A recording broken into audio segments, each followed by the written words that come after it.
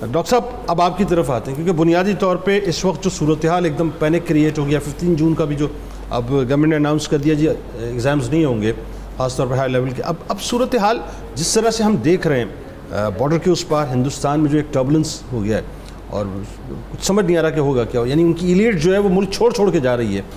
خدا نہ خاصہ پاکستان میں اس طرح کی کوئی صورتحال تو نہیں؟ پلیز بتائیے. بہت شکریہ جی. دیکھیں پاکستان اور ہندوستان جیسے ہمسایہ ملک ہیں اور ایک جیسی ساخت کے لوگ ہیں، جینیٹکس بھی، انوائرمنٹس بھی ایک جیسی ہے، تو یہ کوئی وجہ نہیں کہ پاکستان اس میں مبتلا نہ ہو.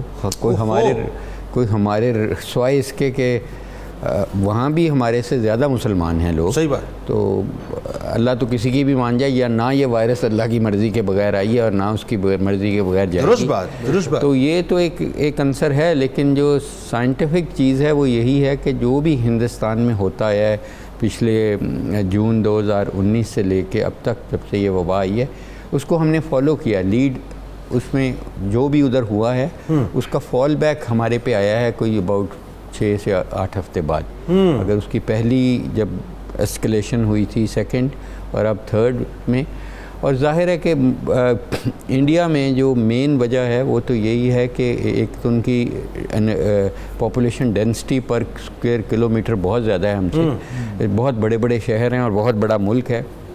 دوسرا جو ریسنٹلی ایسکلیٹ ہوئی ہے بیماری، 2 وجوہات ہیں اور پوری دنیا میں یہ وجوہات ہیں. ایک ایسی وجہ ہے کہ ہم کچھ بھی نہیں کر سکتے سوائے اس کے اللہ تعالیٰ سے دعا کر سکتے ہیں، بے شک، اور وہ یہ ہے کہ جو وائرس ہے وہ اپنی ساخت بدلتی جا رہی ہے.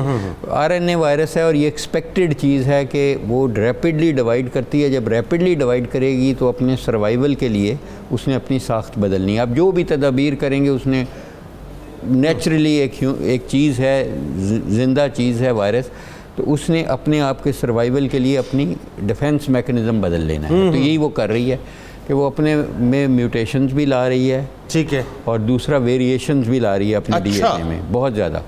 تو یہ ایکسپیکٹڈ تھا، اور وہ زیادہ تر جو ویریشنز اور میوٹیشنز آئی ہیں، جو انڈیا کا سٹین ہے جس کو ہم ڈبل میوٹنٹ سٹین کہتے ہیں، یہ ایک دم 2 میوٹیشنز ایک ہی دم آ گئی انڈیا میں. اور جو اس سے پہلے جو پاکستان میں اس وقت موجود ہے زیادہ سٹین وہ B117 ہے جو UK سے آیا ہے، اور اس میں 17 ویریشنز اور 2 میوٹیشنز ایک دم آئیں، ایک دم وہاں پہ UK سے. تو وہ ادھر آئیں ہمارے پاس. تو ابھی اس وقت پریڈومیننٹلی کچھ 40% جو کیسز ہیں اس سٹرین کے ہیں. ٹھیک ہے. اسی طرح بریزیلین سٹرین ہے، اس طرح ساؤتھ افریقن سٹرین ہے. ٹھیک ہے. تو جو انڈین سٹرین ہے ابھی ہمیں کم از کم پاکستان میں نہیں ملا، اور اللہ کرے نہ ملے. الحمدللہ. لیکن آپ نے ایک جملہ کا وہ بڑا اہم ہے کہ 6-8 ہفتے کے بعد اس کا فال پاکستان میں آتا ہے. ڈاکٹر صاحب آپ سے بات ہو رہی تھی، یہ بتائیے جیسے وہی بات ہم انڈیا کے ریلیونس میں کر رہے تھے کہ خدا نہ خواستہ اگر یہ 6-8 مہینے بعد اس طرح کا کوئی فال پاکستان میں ہوتا ہے تو آپ سمجھتے ہیں کہ اس طرح کی تیاری پاکستان میں ہے؟ لیکن میرا تو خیال ہے کسی ملک کی بھی ایسی تیاری نہیں ہوتی.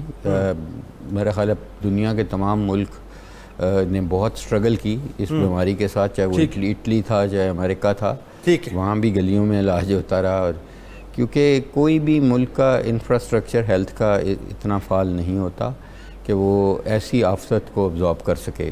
میں اس کو 3rd ورلڈ وار کہتا ہوں، کیونکہ جب کوئی 35 سے 40 لاکھ لوگ مر جائیں تو یہ تو اتنے تو ورلڈ وار میں بھی نہیں مرے تھے. اور دیکھا جائے تو آگے بھی انفارچونیٹلی جو پریڈکشن ہے اگلے 50 سے 60 سال کی، کہ جب اگر اتنے لوگوں نے ایک دم مرنا ہے 1 سال میں یا 1.5 سال میں، تو وہ ان لائکلی ہے کہ کسی نیوکلیئر بوم یا کسی میزائل سے مریں گے، وہ کسی بیکٹیریا مائکروب سے ہی مریں گے. تو اس کا مطلب یہ ہے کہ جو اچھے لیڈرز ہوں گے، اچھی حکومتیں ہوں گی، وہ ترجیحات کو ریویو کرے گی.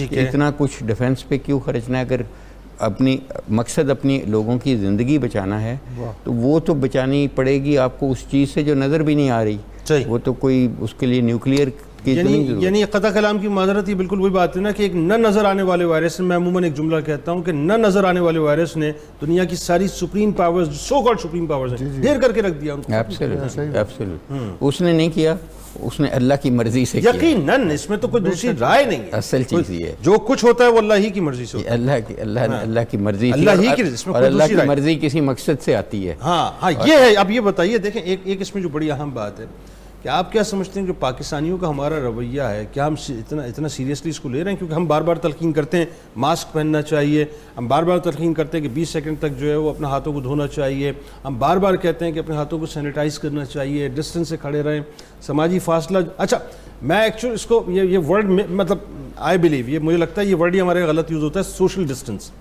ہم سماجی فاصلہ قائم کرنے کی بات کر رہے ہیں، ہمیں جسمانی فاصلہ قائم کرنا چاہیے. فزیکل ڈسٹنس، ہاں ہمیں یہ کہنا چاہیے کہ فزیکل ڈسٹنس رکھیں. ہمارے یہاں غلط العام لوگ کہتے ہیں سوشل ڈسٹنس. سوشل ڈسٹنس نہیں، سوشل ڈسٹنس کا مطلب یہ آپ لوگوں کو دور کر رہے ہیں صاحب، آپ لوگوں کو سماجی حوالوں سے دور کر رہے ہیں، جسمانی حوالوں سے دور. Socially you don't need to be distance. اچھا اب ذرا یہ بتائیے کیا پاکستانی قوم جو ہے اس کو کیسے موٹیویٹ کریں گے صاحب؟ ہمارے یہاں وہی سموسوں وہی پکوڑوں کی دکانوں پہ جو ہے اسی انداز سے رش ہے، اسی انداز سے لوگ افطار کے لیے کھڑے ہوتے ہیں. دیکھیں جنید بھائی، یہ مہینہ حضرت کو بہت بہتر پتہ ہوگا کہ یہ رحمتوں والا مہینہ ہے. آپ کا تو پروگرام کا نام بھی یہی ہے. ایسا ہی تو رحمت تو سب سے بڑی یہی ہو سکتی ہے کہ آزمائش جو ہے، یہ آزمائش ہی ہے جو یہ وبا آئی ہے.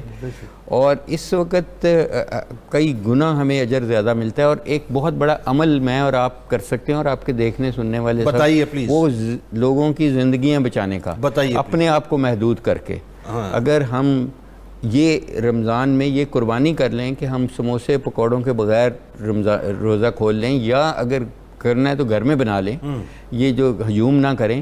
اور دوسرا یہ دیکھیں آگے عید آ رہی ہے کہ ہم بچے کی خواہش کی قربانی دے دیں کہ پرانی جوتی کے ساتھ وہ عید کر لے. کوئی حدیث میں نہیں لکھا گیا کہ نئی چیزیں ہی پہن کے عید کرنی ہے. تو اس میں کیا فرق پڑے گا؟ لگائیں اس دفعہ ذرا گزارا کریں. دیکھیں یہ وقت ہے خواہشات کی قربانی کرنے کا بجائے زندگی جانوں کی قربانی کا. Very good. تو اس وقت جو ہمیں رویہ نظر آ رہا ہے وہ تو پرواہ نہیں کر رہے، وہ سمجھ رہے ہیں یہ بہادری ہے کہ ہم اپنی زندگی کو، یہ بیوقوفی ہے کہ اپنی زندگی، اللہ تعالیٰ نے زندگی کی تو اہمیت اتنی بڑی رکھی کہ جس نے ایک زندگی بچائی اس نے انسانیت بچا لی، اور جس نے ایک زندگی لے لی.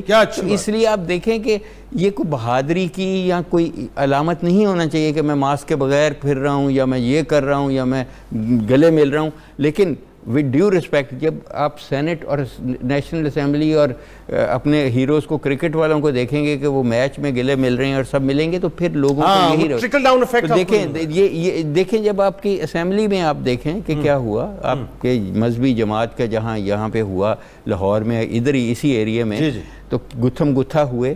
تو پھر ایک یہ چیزیں جب ایسا بندہ جس کا تعلیمی معیار بھی بہت کم ہے، جو اس کی سمجھ بھی کم ہے، وہ یہی سوچتا ہے کہ یہ ایسے بس ڈرامہ وراما ہے، اس کی ضرورت ہی کوئی نہیں. یہ بڑے لوگ جو سینٹ میں ہیں یا اسمبلی میں، وہ گلے مل رہے ہیں، ان کو کچھ نہیں ہو رہا، منسٹر مل رہے ہیں. اچھا سر آخری بات بتائیے، ہمارے یہاں جو یہ سوشل میڈیا پہ خاص طور پہ، جیسا کہ مفتی صاحب بھی آپ سے پوچھ رہے تھے بریک سے پہلے، کہ یہ فیس بک پہ سوشل میڈیا پہ لوگ جو نسخے دے دیتے ہیں کہ یہ پی لو، یہ کر لو، یہ کھا لو، یہ تو یہ کیا ہمیں ان تمام باتوں کی طرف توجہ یہ کرنا کیا ایکچولی چاہیے؟ دیکھیں وہ لوگ یہ کہہ رہے ہیں کہ امیون سسٹم کو بہتر کرنا. ٹھیک ہے. اچھا ایکچولی سمجھنے کی یہ چیز ہے کہ آپ کا اگر امیون سسٹم اوور ایکٹیو مارتا ہے، آپ کو وائرس تو مار ہی نہیں رہی. آپ کے وائرس جب آپ سانس کے ذریعے لیتے ہیں تو خدا نہ خواستہ وہ آپ کے ACE2 ریسیپٹر جو پھیپھڑوں میں ان کو لگ کے انٹرنل ہو جاتی ہے. جب وہ پھیپھڑوں کے اندر جاتی ہے تو جو آپ کا ریئیکشن ہے باڈی کا، وہ وائرس کو کل کرنے کے لیے ہوتا ہے، لیکن وہ آپ کے پھیپھڑوں کو ڈیمیج کر دیتا ہے. تو آپ کو تو امیون سسٹم جن کا اوور ایکٹیو ہے ان کو زیادہ نقصان ہوتا ہے، جن کا منیمم امیون رسپانس ہے ان کو تو وائرس کچھ نہیں کہتی. اچھا اوور ایکٹیو ہونے پہ نقصان ہوتا ہے؟ ایبسلیوٹلی. تو سمجھنے کی یہ چیز ہے کہ آپ کو ایک بیلنسڈ قسم کی امیونٹی چاہیے. اور بیلنس دیکھیں کئی چیزیں ایسی ہیں جو سوشل میڈیا پہ ہیں وہ صحیح ہیں. مثلاً ہمارے ملک میں 80% لوگوں کو وائٹامن ڈی کی کمی ہے، اور یہ میری اپنی تحقیق ہے بہت.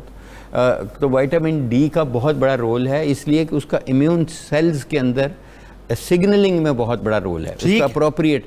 تو وائٹامن ڈی لینے میں یا وائٹامن ڈی رچ فوڈ لینے میں یا دھوپ میں پھرنے میں وائٹامن ڈی بن جاتی ہے.